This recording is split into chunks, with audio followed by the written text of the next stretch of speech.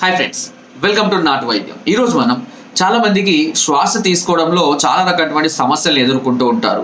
So ఇది lungs weakness వల్ల కానివ్వండి, లేదా శరీరంలో ఇమ్యూనిటీ తగ్గిపోవడం వల్ల కానివ్వండి, మరి ఇతర కారణాల వల్ల అయినా కావచ్చు.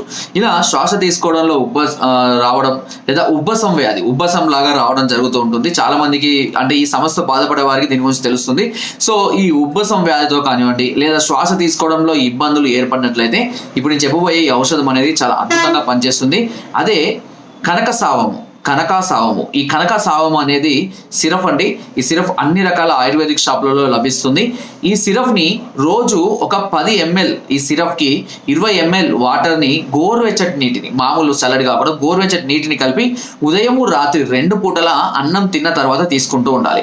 ఇలా ప్రతిరోజు కనుక మీరు తీసుకుంటూ ఉన్నట్లయితే ఈ శ్వాసకు సంబంధించినటువంటి సమస్యలు, ఉబ్బసం వ్యాధి ఏదైతే ఉంటుందో అది పూర్తిగా తగ్గిపోతుంది వితౌట్ ఎనీ సైడ్ ఎఫెక్ట్స్ తోటి. సో దీని కాస్ట్ కూడా చాలా తక్కువగానే ఉంటుంది. చాలా మంది దీనికి సంబంధించినటువంటి నెబులైజర్స్ కానివ్వండి, ఇవన్నీ ఎక్కువగా వాడుతూ ఉంటారు. డోసేజెస్ అనేది గొంతులో ఇట్లా స్ప్రే చేసుకోవడాలు ఇలాంటివి చేస్తుంటారు. సో దాంతో పాటుగా దీని ఒక్కసారి ప్రయత్నం చేయండి.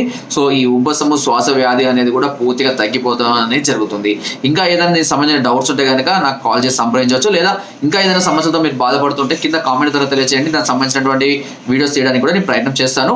అండ్ నా వీడియోస్ తప్పకుండా లైక్ చేయండి, షేర్ చేయండి అండ్ సబ్స్క్రైబ్ చేయడం మాత్రం అస్సలు మర్చిపోకండి. Thank you.